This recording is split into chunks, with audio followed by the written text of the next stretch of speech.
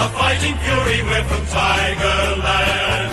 In any weather you will see us with a grin, risking head and skin. If we're behind, then never mind, we'll fight and win, for we're from Tigerland. We never weaken till the final siren's gone. Good evening, Tiger fans. Welcome to the Wednesday night team selection night. I almost said Thursday. Wednesday night team selection night, where we put forward our predicted best 22s and talk about last week's game and this week's game and everything else in between. Hope you're doing well from wherever you're listening. Tiggs, welcome back, mate. How you going? Yeah, good. How's I'm well. How's everybody else? I hope everyone else is well. Everyone seems to be doing well. The main theme in chat before we went live is a lot of people are trying to work out a nickname for Taj Houghton. So people are putting forward some different suggestions. There's been the Taj Mahal, Cotton Houghton for like cotton on, King Mahal. What else is there? Hot Dog. Gravy. There's another one, the Prince. I'm going to call him Gravy, mate. Gravy. Gravy makes everything better. I was waiting to see a silk. Yeah. But Gravy, mate. He's gravy for me. He's gravy.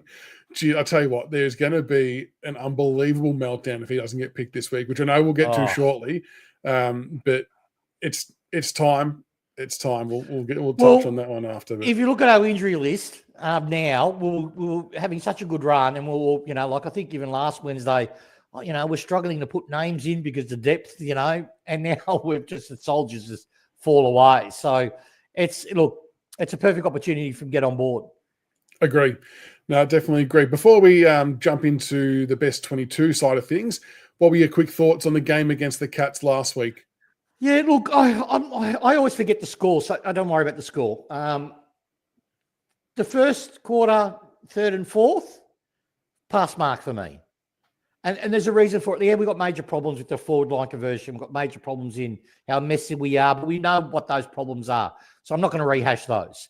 And kids at this time of year tend to drop the bundle, right? Because it's a long season. Yeah. So you factor all that in. But the second quarter aside, we went up there and we gave it a crack. If we had a kick straight, it would have looked like a different game.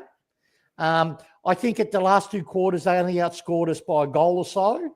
Yeah, so it was 5 goals to 7 in the second half. Yeah. Yeah, but if they had taken their opportunities, it would have probably been about, 4 or 5, which is still okay considering some of the beatings sides they've had down there. So overall, I was happy with it. It was a great game to show where we're at as a club in relation to the development where the guys are at. But it also shows what we need. We're still desperately in need of pace on the wing, pace at halfback. We desperately need a maturer. This is the thing I was talking to a mate of mine just the other day. We need a maturer mid-sized forward. Someone that's done that, like a caddy, like another caddy would be great. That type of mold to bring in.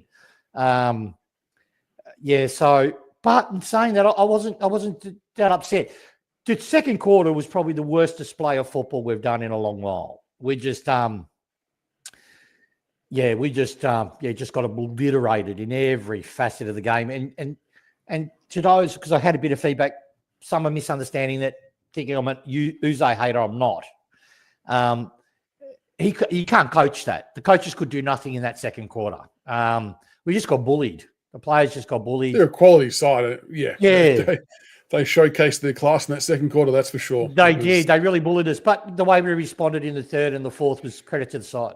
It was. And I actually posted a video today of just some analysis is the right word, for some of our ball movement, because I do see a lot of comments about people saying, we've got no ball movement patterns and this, that, and the other.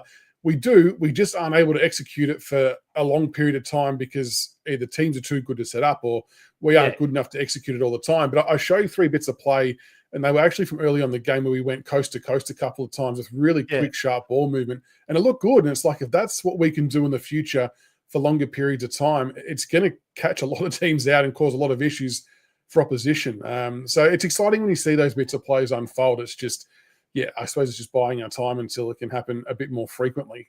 Yeah, but on the back of that, you need a system in place to support the movement. So we have bare bones of a system in place, which is understandable in the first year of a rebuild. As that gets more reinforced and becomes ingrained in that list, then that's going to make that ball movement that we're trying to do a lot more effective. So, so next off season is huge for us, and the season after that is huge for us. I like this from Eric. He's saying that in the cardboard box behind you, you've got a portrait of Taj Houghton just sitting there behind you, straight off the shelf. That comes out. If you notice, it's under the frame of my firstborn. As soon as he has his first game, I take my firstborn down and I put Taj up. Love it. A player I want to ask you about from last week, Maurice Rioli. Now, he obviously came onto the ground in somewhat shit circumstances, obviously with Lawler going down. But that part to one side, what did you make of Morris's game? Yeah, it was good. It's not rocket science. If you give players that are struggling in the seniors and you give them a block of games and they actually start to click and start to generate that confidence because they're actually starting to make the play. As soon as I saw Morris making the play in the VFL, that's when I wanted to bring him in, and he did. It was his best game for the club. Easily. He went with well, look, listen, I'm making the play. So he went with the habits he had for the 2-3 weeks that he was doing in the VFL, and it translated into seniors. The thing with Morris, which is the big question mark with him, outside of his discipline in relation to fitness in the off-season, and that's not a knock on his body shape. That's just he's been on record that he doesn't put the Ks in his legs that he should do in the off-season, as other players do. When he has a bad game, it tends to mentally if you notice his form, when he has that one bad game, he rarely backs it up with a really strong one. He normally has a couple and till he works his way out of it. So if he can shrink that, he's worthwhile his spot on the list. But I was a lot of eyes on him this week to see if he can back it up again. I think if he's used in the same way, I think it will stack up because it's around the ball. He gets some confidence, and hopefully he kicks on with it against a lesser side without being disrespectful. But he was able to do it against a quality team, and hopefully he can replicate it again. Shane Dunn was on the radio today on Triple M, SEN, I think it might have been, and they asked him a few questions about Uze in relation to next year and things like that. And it was just interesting to hear Shane Dunn talk about that Uze's doing exactly what they had expected and hoped that he would be doing from a growth, like a growth perspective for himself. The way he's managing the plays and speaking to them. They didn't touch on the game plan side of things, and I'm not sure they would ask Shane Dunn that kind of question. But it was interesting and maybe even somewhat comforting to hear that from what they were expecting from his interview and what he's delivering seems to be aligning, and they're behind him and think he's the right man going forward. So I thought that was a really interesting take. Yeah, and you can see it. Like the whole year, you could tell it's a development year for him, right? And you can see that by the way that we play, that there's very minimal system. It's a basic level of how we play, but I haven't brought a squad through any competitive era, so he would know more than us. But it's obvious. It would be if he was doing this and he was a successful coach and he's come in and he's got a senior list and we're playing this way, then the alarm bells would be huge. For me, it's okay. You're progressing. You've now had 2 years.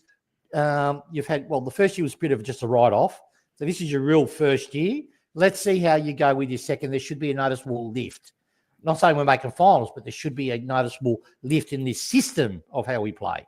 Yeah. And then the third year, fourth year, fifth year is when you get judged, if you can capable or not. So I'm happy to wait it out, and I wish him all the best because hey, at the end of the day, look, big key for me was Morris. I reckon played so well because his work rate's always been good. This is the thing that frustrates me with him. He tries his ass off, but a lot of it's misdirected energy. Like he's running to spaces he shouldn't be running to, and he's chasing people he shouldn't be chasing. On the weekend, it looked like he had clear instruction. This is your role. This is where we want you to go, and this is how we want you to perform. So it really amplified to the viewer that, Jesus, he's working his tail off. Yeah. And he's actually effective. Good. And that was good. And it was good coaching by the coaches that had him. Yeah. Now, before we take a look at the teams, Nick Vlastuin, 250 games this week, an absolute stalwart. And I still feel like he's underrated externally from Richmond people. I know that Richmond people through and through love what Nick Vlastuin's done for this football club and how important he is to us structurally, culturally, whatever way you want to phrase it. He's been super down in defence. And, I know a lot of people at various times would have loved to have seen him be captain. I don't think he wanted it from what we hear. but he's been, without having the title, an on-field leader of sorts for such a long period of time with the way he plays the game. What have your thoughts been about Nick Vlastuin's career so far? He's probably the most consistent high performer we have on our list throughout the whole journey.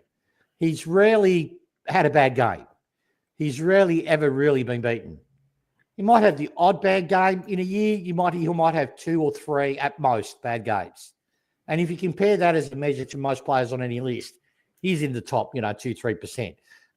As to being overrated, underrated, I think players around him on his position have been way overrated. And that's what has affected him in relation to All-Australian and all that sort of, the accolades outside the club. Internally within the club, he's been immense. Even as for our supporters looking at him, he plays the Richmond way. If Damien Hardwick, when we won the 3 flags, if in 2016 he said, I want the list to play a certain way, he would have said the Vlastuin way if we didn't have to play his way, never give up. And I love it. I can't speak highly for him. He's a champion of the club. My person has been champion in his position. It's probably in the top 6 that has played his position. He's a jet. He's very good. Just reads the play so well, puts his body on the line week in, week out. Teams now are starting to try and tag him, but he just always finds a way to take the mark. And I guess the only reason why I don't think he gets the recognition outside of the club he deserves is because he's not doing the sexy long runs off halfback. He's not the attacking halfback, but shit, he's important with the way he locks down and defends and intercepts. But one of my favourite moments from him was actually the goal he kicked in the qualifying final against Geelong. In the third quarter from about 55. It just brought the house down. And it was kind of one of those moments where it's like, shit, we're a chance here now. It just really got everyone up and about. Bruce McAvaney at that call said it right. He said someone's taken accountability and has gone bang because no one was kicking a goal. Everyone the score was low, wasn't it? Everyone was just going back and forth. But just on your point about him being underrated, if he's underrated, even now he's getting tagged, right? Yeah. So outside the club, coaches, people that know football rate him really highly. The thing is, what his victim is, and which I feel really bad for him, the reason I think he hasn't had AA. If you look at the ones that have like Geelong players, right, they always tend to be Geelong or Port Adelaide or, a couple of scrubbers there. Their coaches bleed about them all the time. Oh, didn't Stewart have a great game? Didn't this? And on and on and on. And the media gets fed that. Our club, we don't tend to do that. We might, but also too, is he got overshadowed a bit, I think, with Rance was in period of his career. And then you've got, everyone was focused on Dusty, so that that's probably hurt him a little bit in relation to those ratings. But it's fair call. Yeah, he's just a dead set jet. Where would we be without him? Can you imagine the amount of extra goals we would have conceded just this year and last year alone had he not been down there? And like to Grock's point as well, that players like Vlastuin allowed Rance and Grimes and Asprey and Broad to do what they did really, really well. Like he just covered for so many different plays in so many different ways. It's so good that he's been around for 250 games. And he did get his revenge on Dangerfield. Yeah. He didn't forget, did he? You could tell that was good. That was good. A bit of a revenge bump. Yeah, that was good. But no, pump for Vlastuin. And look, it's a game that I think we can win this game. Well, I really do.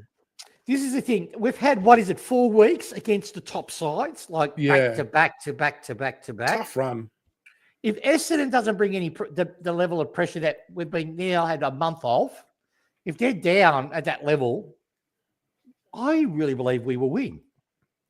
Because the players have all been copying heat. If they get, we've got a bit more freedom here. One thing with our type of side, when they do want to go, they can go. Well, I reckon we can get them on the counter attack because Essendon's not really that much chop. They're really middling. I reckon we could do a bit of damage to them. And I mean, their injury list is almost as big as ours. So they've got some pretty big key players out. Caldwell out this week is a big one for them as well. Both these teams are going to be primed for this game. They're both going to think it's a game they can win. But like you said, we are trying to take those dangerous kicks and move that ball quickly. The good teams are just too good at shutting it down. So if we still try and take those same options, we just might find another 7 or 8 more times, maybe a quarter, where we can actually execute it. And then we've got another, forward 50 entry. But for me, it comes down to our accuracy in front of goal, doesn't it? I mean, if Yeah, we can get off 100%. to a good start, if we can kick, say, the first 2 or 3 goals of the game, I know that seems like an extraordinary stretch, but if we can get some goals on the board early and actually feel really good about ourselves in the contest, I think it's going to go a long way to giving us the confidence to try and get the job done. Yeah, look, another player before we move on to the long game, I really want to give a shout out to is Mansell. I loved his game on the weekend. He looked dangerous every time he went around the ball. And he played, I reckon, a selfish forward role. And it was good to see. It was good to see he didn't just have to be manning on a man. He actually... It was good. Yeah, it was great. And I want to see if he does that against Essendon, he's going to cause a lot of headaches. Yeah, agree. What we're going to do quickly, we actually had some people send through some voicemail messages with some of their changes they'd like to see. So we'll roll them first and we'll have a listen and then we'll get into ours. There might I even be a hope trivia Taj question puts on a somewhere. show and hopefully we can sneak the win. I've played the end My of it. We'll go from the start of ins it. are Taj, Houghton, Cozzy, Short, and Tresize, and my outs are Bolter, Alga, Lawler, and Ralph Smith. I hope Taj puts on a show, and hopefully we can sneak the win. Agree. So that was from an anonymous, but I appreciate the younger viewers calling in and leaving a message. I don't mind those changes. Fantastic. Yeah, well, really wrapped your call, did mate? Yeah, exactly right. We'll get to the next one. Evening, gents, and I hope you're well. For the Dreamtime game, Essendon debuted Clark, and he had 16 and kicked 3 on us. So what say this time around we return the favour and unleash the doozy and Taj Hot? How many disposals do you think you'll get and how many goals? And also a trivia question for Tiggs. The number is 7613. Can you guess what that number represents? And just as a hint, it's not a postcode. Do you know what the 7613 represents? I've got a fucking brain injury. He's going to get me to think. 7613. No, I don't get it. It's the amount of days since Essendon have won. Yeah, Essendon's played a final. Yeah, he's a gun. He's an absolute gun. Look, disposal. Look, I don't think. I reckon he'll get around about 22. And if you can, he's mercurial, mate. He goes, he knows where the ball's going. I know. Yeah, I agree. If we can play him that half forward role and get enough, if we get 60 inside 50s, he'll be over 25 plus disposals. That's how special this kid is, right? Yeah, he just reads it so well. And he'll kick 3 goals. I'd love him to kick the first one. Oh, wouldn't that tear the house? Bring the house down. I'd throw my pants off. But yeah, if we're getting beaten, yeah, then he'll get probably his 15 and 20. But he's an accumulator, even in the forward line. Because he goes, I liked on his game on the weekend, he actually came up on the wing. And he's doing some centre bounces too, which is good. That's right. His sidestep, though, is something that'll make you squeal. Yeah, he's brilliant. Yeah, good kid. All right, we'll play these last couple. Hi, boys. Nikki here.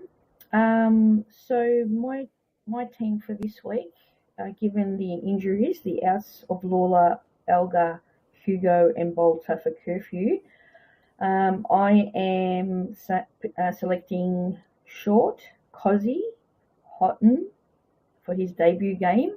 Very exciting. And Tresize. Yep. Well, very good, Nikki. Hard to argue with that. No, too hard to argue with. A lot of people are giving Cozzy some love as we'll roll the last one through. Yeah. Thanks for the question, Michaels. I, along with you, predict 4 changes for this week, so I'll go through them. Sammy Lawler, I think he'll be replaced by Houghton. Can't wait to see this kid in action. He'll start on the half-forward flank, I'm predicting. Jasper Alga, I think Steely Green actually earns a recall. Good form in the VFL, and that's my pick. Hugo, I think he'll be replaced by Jaden Short. Shorty will go to the halfback flank. Tom Brown will move onto the wing. And finally, Noel Bolter.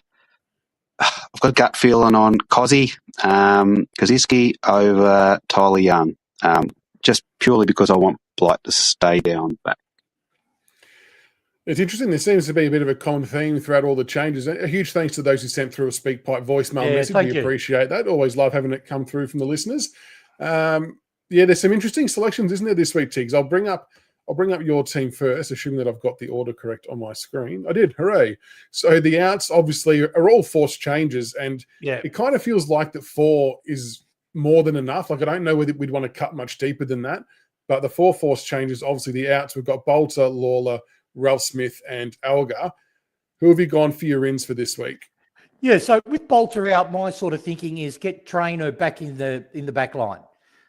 So with Trainer back in the back line, personally, I would put Blight because I didn't like some of his contests on the weekend just gone. I didn't like some of his contests. So I would probably put Blight on the interchange, give Trainer the start in the back line to play that Bolter role. And then, Cozzy, he's been in there. He hasn't complained. He's working his tails off. I looked at our forward line. I'll just say to him, mate, you're playing forward and just bring the ball to ground. Use that big frame, smash packs, and get the ball on the ground because you've got Mansell, you've got Rioli around him. It's just for me, Campbell, Houghton, it makes a lot more sense to me. Now, with Young, I had to get him in the side. He's been one of the most stablest backmen that we've had. And what I thought to do, this is my personal opinion, I'm just worried that because we need to replace a wing spot because Hugo's gone down, what I'd probably do is get Banks or Brown, push them on the wing, and if need to, put Young in that spot and just change the magnets around. I just think with those ins, it allows us to throw other players in multiple positions, and it gives us that flexibility, particularly with height, because Essendon's back line is susceptible to the long ball because they're not very, because they're all tend to be medium sized. Yeah, well, they're a bit depleted down there too, and they're depleted. I want to stretch them. I want to stretch them as much as I can. So that's why I went with who I went. On this Hawking, that was my fault for Tyler Young. I think I spelled it correct for mine one, and it auto-corrected on this one, so that's my fault. Yeah. But Cozzy, look, I know some people are a little bit against him coming in because of what they've seen in the past, but honestly, when he went forward on the weekend gone in the VFL, I know VFL is a different standard to AFL, but in terms of the job at hand, he did it really well. Like, he fought hard. He fought for front position quite a lot and got it. And I just actually think that the craft he's learned as a defender is going to enable him to better play that role than what it was prior to him learning how to be a defender. His forward craft is not very good. Having now learnt being the defensive craft for 2 years, I think it actually will help him play the role we need him to play. We don't need him to mark it and kick the goals himself. No. We just need him to not let them mark the ball when it's kicked down there. And he did a really good job. And I watched Jake Batchelor's post-game press conference in the VFL, and he was like singing massive praises for Cozzy for the job that he did going down there. So I can definitely see a world in which he comes in to play that role. He's played such a thankless task in defence for years, helping our young kids. And in a lot of ways, it would be a nice reward for his effort. And I think he can actually do an okay job at it. Yeah, no, I agree. For everything you said, keep it simple, get him to bring the ball to the ground. Now, Trezise, I've got him because he's been consistent in the VFL. He has. I am still concerned about his disposal. Is it AFL standard? But then if you look at Tim Taranto and Oppa, you can't crucify the kid. So just on work rate alone, he's also a quality prospect.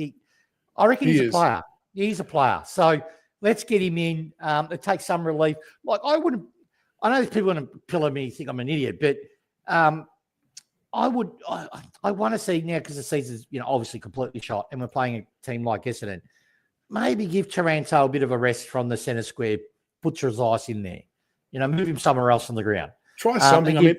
Yeah, possibly. I mean, at the moment, Trezise coming in actually he can play wing or half back. So to your point, either way, there's some flexibility for him to play multiple spots. And I'm with you. I think long-term, he'll be an AFL player for us.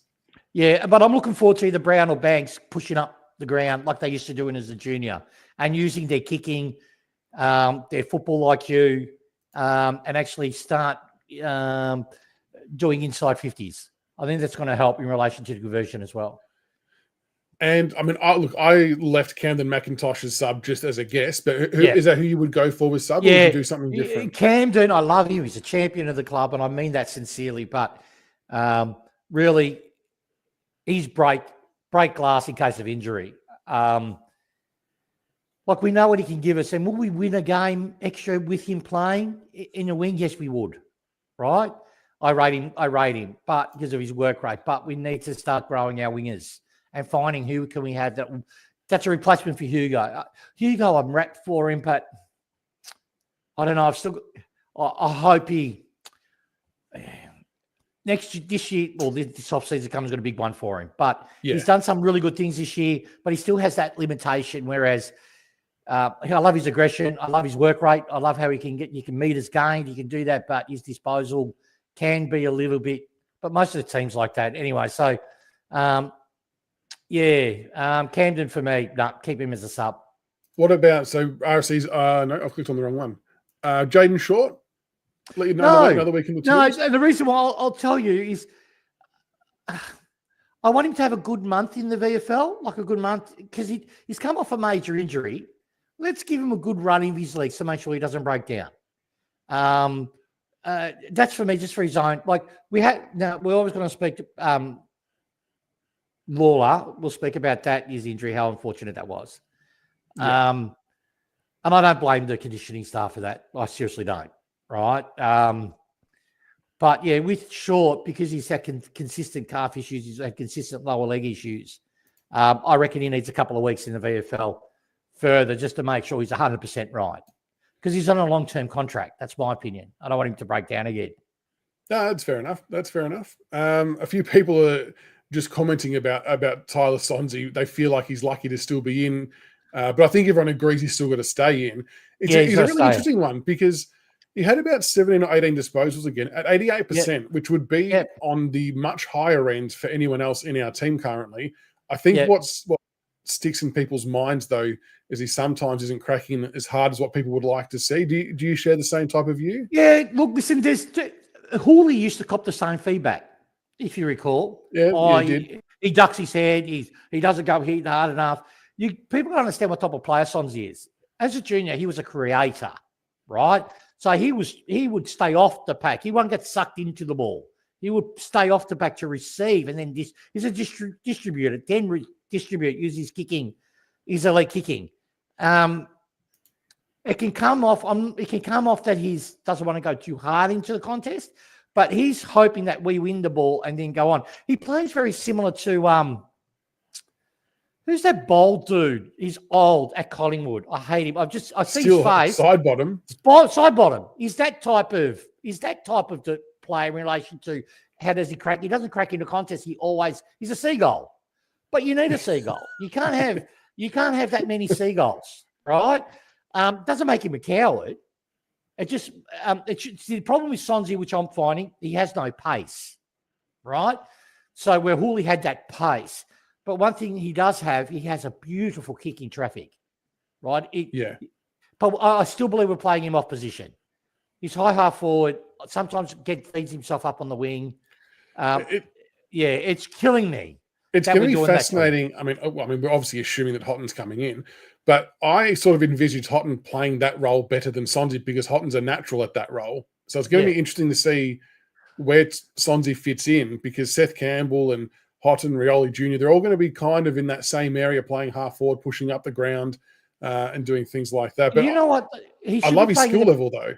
Oh, they should play him in. There's only 2 spots for him, right? And these are the only 2 spots really in the juniors, in the guts or in the back pocket.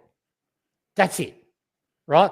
Back pocket, he doesn't have to worry too much about his speed because his kicking makes him quick. What I mean by that is he releases the ball at distance a lot faster than if he ran the ball across. So he can play on a half-back flank or play him in the gut. So what I'm hoping they do is they either push Banks. I want to keep Brown for me as an ideal Broad replacement, right? So while Broad is playing, keep them 2 together. They're working well together. Move Banks on the wing, bring Sonsie into Banks' role. And I want to see him for the good month because he's a great mark for his size. It's a beautiful set shot kick, so he can hit. We always seem to turn the ball over at that the kick just before the center square. Like if we're doing it, he will fix that, help address that if he has movement to kick to, and the play's coming at him. So, you know. There's definitely a few things we can try for this last part of the season for sure. All right, I'll bring up the changes. So the same outs, Bolter, Lawler, Ralsmith, Alga. We all understand that part of it. Yeah. I've gone Tyler Young to come in to play in the back line, and then release Jacob Blight up forward. I would still be equally as comfortable for Kazitsky to come in, so I would be okay with that either way.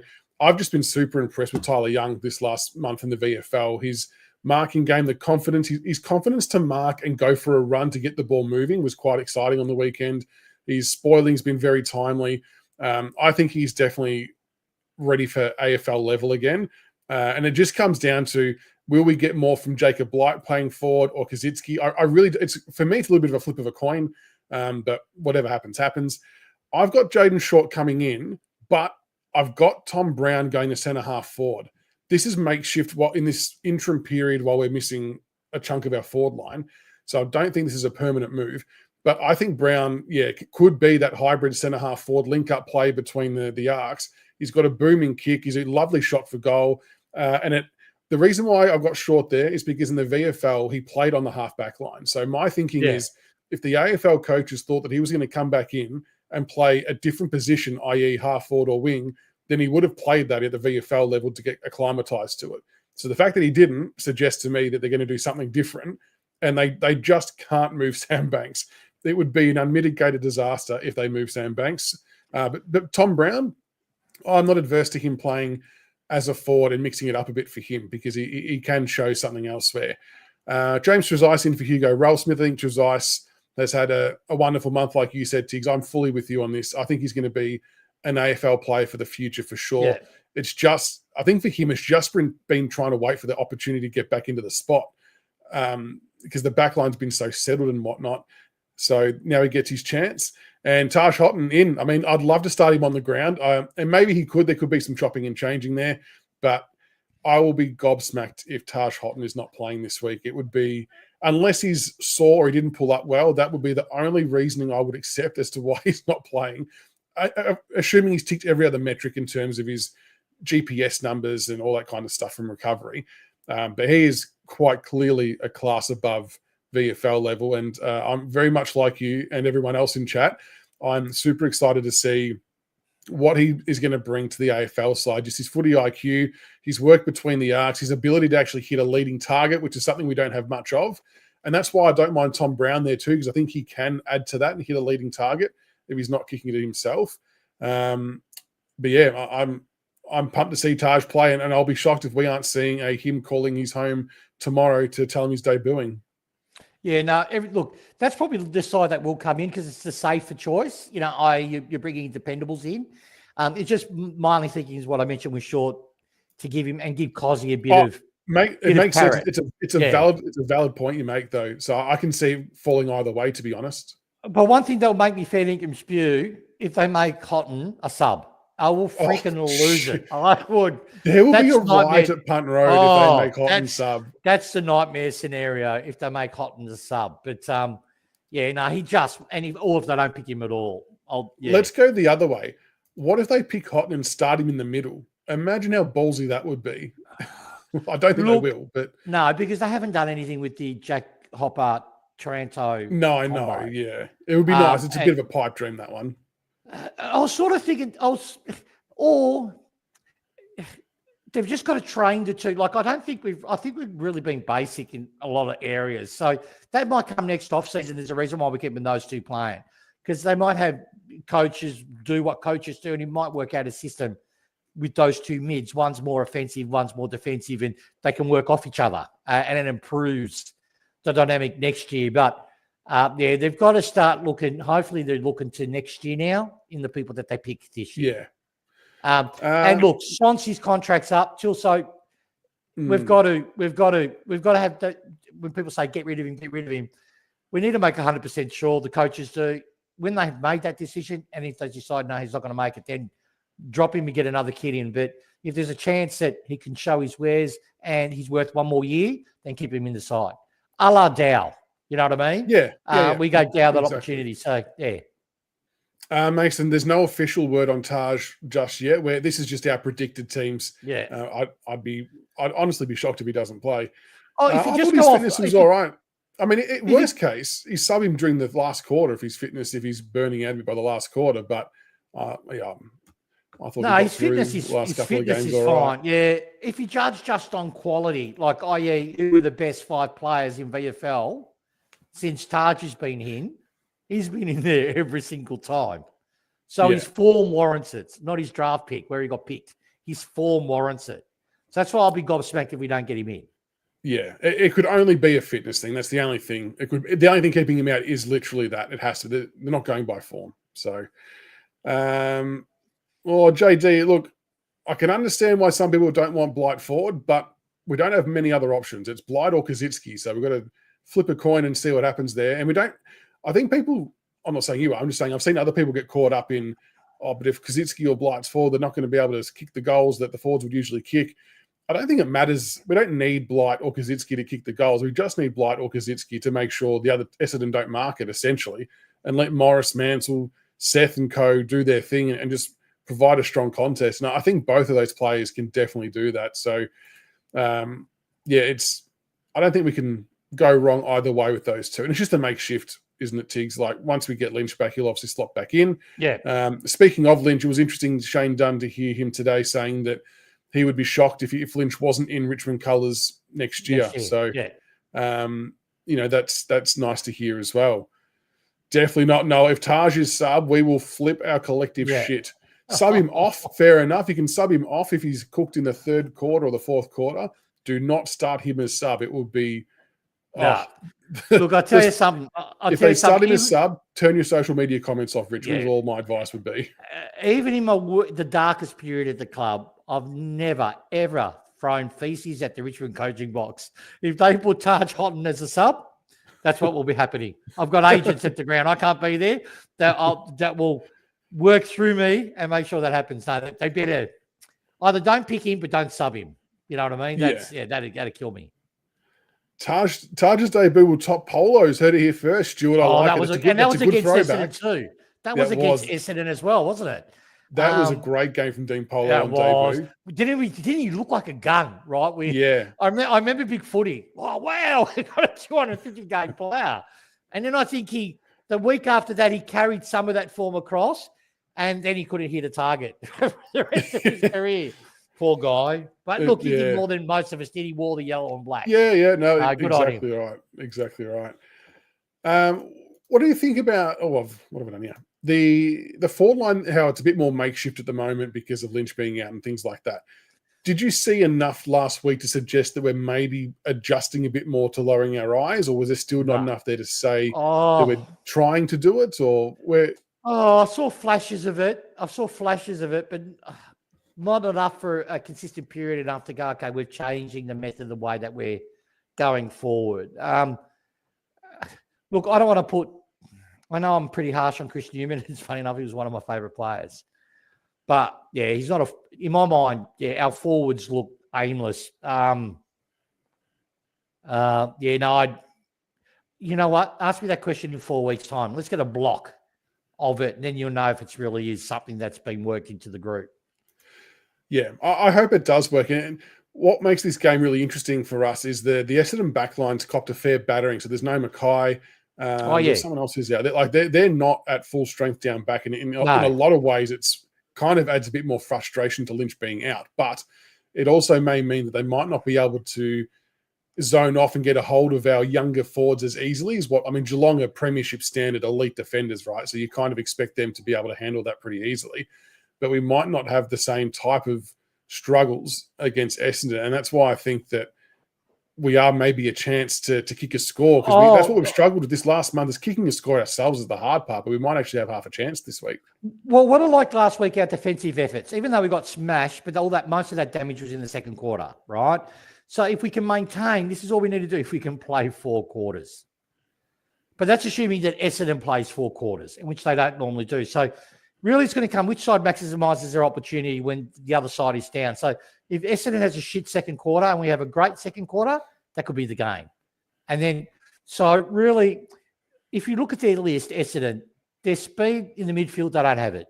So this is a game where we can have really a grunt work. Sure, we might match up well on them in the middle. Yeah, with Hopper and Taranto and all that. Merritt's the one, though. For me, Merritt's the one that can get off the chain and get 40-odd touches across the ground just because he works so hard. Yeah, but Nankervis would just crunch him with a few tackles, slow him down slightly.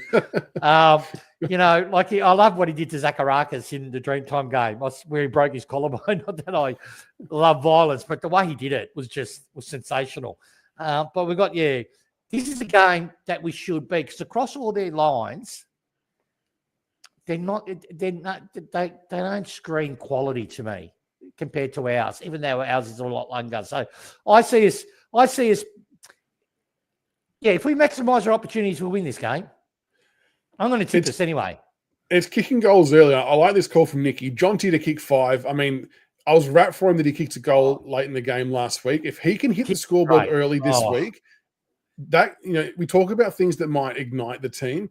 Jonty Fall kicking an early goal or Tash Houghton kicking an early goal if he plays, they're the type of things that could ignite the team and really get things going. Yeah, Jonty, mate, he's a 250. For me, if he can kick straight, he'll be one of our best forwards that we've picked in a long time. Not many forwards, if in their first year, plays like Jonty can play. He can take a great mark. His agility's off the roof. He gets scoring shots, which is really, really good, considering he has no real support around him. He's not like he's playing with Tom Hawkins beside him and then adding Cameron beside that and getting the third defender. But he's still contributing. He's just his kicking. He reminds me. I was thinking about when I was picking the team, a forward that reminds me of him in his first year that had the same problem. I've excused the brain injury thinking about it, but I could see it in my face. It's that St Kilda player that used to play against with Nick Rewald when they were young. Kaczynski, that's it. Harry, Kaczynski had the yips, and he had the yips generally for his whole entire career. But he could get the ball and he could go scoring shots before the head hits.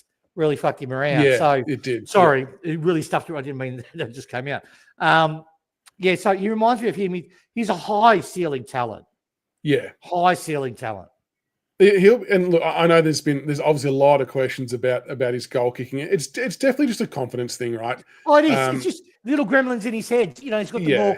Oh, shit. I don't want to miss this. And he's over trying. That's why, you'd love him to get just a Joe the Goose over the back running into open goal to kick things off on Saturday night for his own confidence. But and then that's something that he has to work through with the club as well, right? They've got to find a way to unlock that and to get it back on board. And I'm glad they're persisting with him. Maybe they get Matty Lloyd down to help out, who did some work with Harry Armstrong, obviously. That's right. Yeah, Emma Murray, he's going to be good. Emma Murray did it. Get her in his head. Yeah, so. This is an interesting one from Sophie. Sophie's got a mate who plays for Richmond. He's not going to say who, which is fine. The game plan's evolving, but they've got to go to a plan which is long down the line if they're in trouble, which I personally believe that checks out. From the footage that I've watched, like from the analysis videos I've made, you can see when we mark the ball or get a free kick around that half back line, all of the players' first instinct is to actually look inboard. They all do it. It's just the teams that we're playing against are so good at setting up that the kick's not there to take a lot of the times, or we take too long to get ourselves into position to have someone there.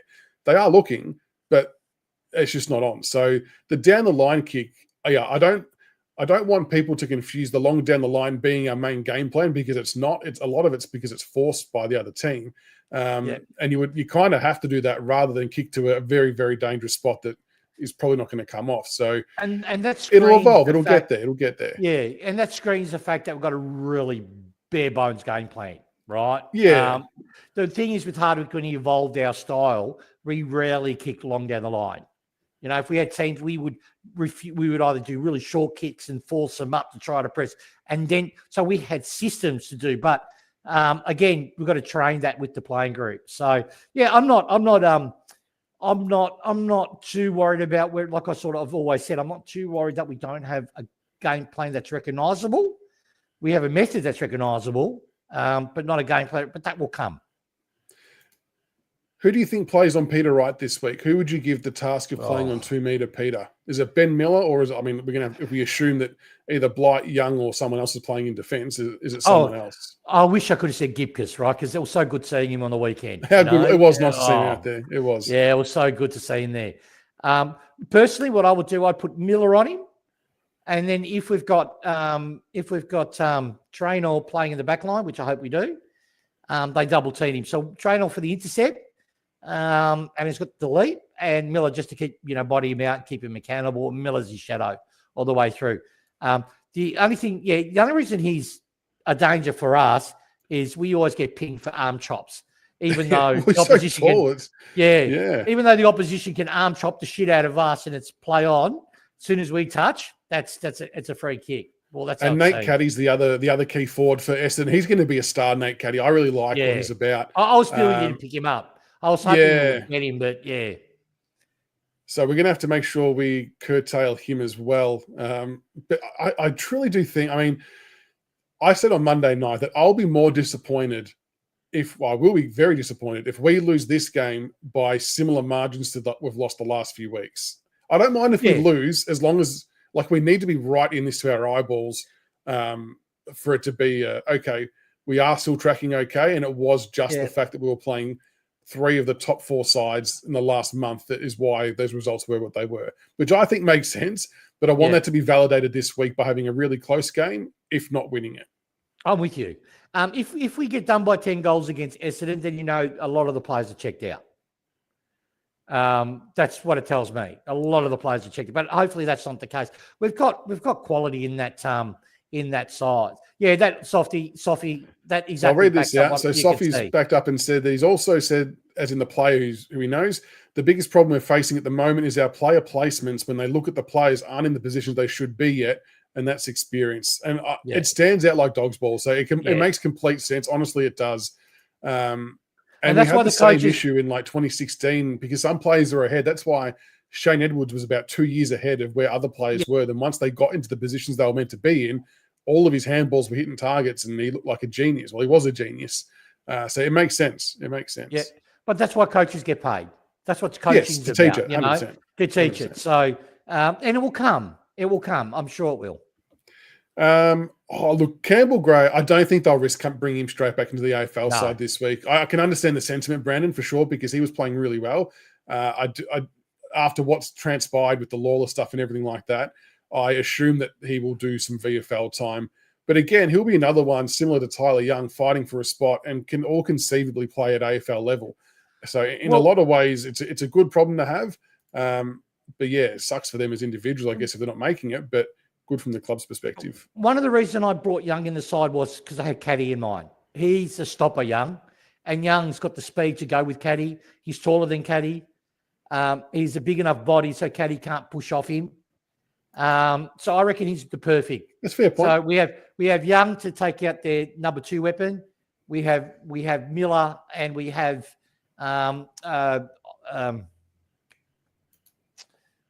Traynor to take their main weapon out. And then, we've got Broad and Vlastuin and Brown to be our offensive back. So we match up well. Our backline matches up against their forwards really, really well. So it's just going to come down to, can we kick a score, essentially, is what it will come down to.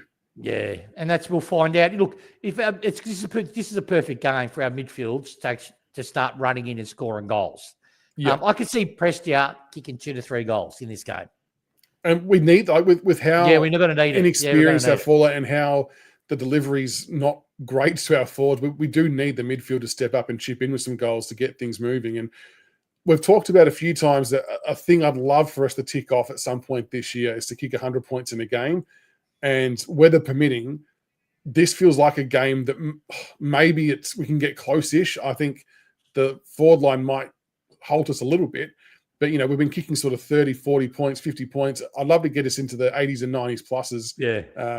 Because that could be enough to get a W, which would be nice. I agree. Was there any updates outside? I didn't ask you this off air, but so don't say anything you shouldn't if you're not allowed to. No, not. Well, I haven't really. I got my son's birthday on Saturday, so I'm doing kebabs. You've posted photos of your kebabs that you've done previously. Yeah. So I've got the kebab. Shout out to the kebab man. I've hired their machine. And see, the thing is, I can't handle crowds, right? I can't handle multiple people talking to me and all this sort of stuff. But what I can handle, which is suiting for me, is cooking. So what I'm going to be doing is I've set already a little place. I've got my little corner, and Nice. I'll just be doing the kebabs for most of the night, and letting them do their thing. So hopefully this thing doesn't get too much in the way. But I've done all I can as a dad to be there. Make sure you post photos of your kebab as well, because they look unbelievable. They look very good. No, I will. No, I'm looking forward. So I've been caught up in getting his birth, because my son's joined the army, right? So he's 21st, which is next year. He'll be in the army. So we're doing his 20th, which is on Friday, but we're doing the party Saturday as a 21st. So he's 20th. We're making a big deal, right? He's got all these friends coming. I've spent an obscene amount of money, like dad's parents do, for 21st and 18, and so so we're getting it all set up. That's what that's at the back too. That's one of the tables. Like I've set up dressing tables, and because about 50 people are coming. Very good.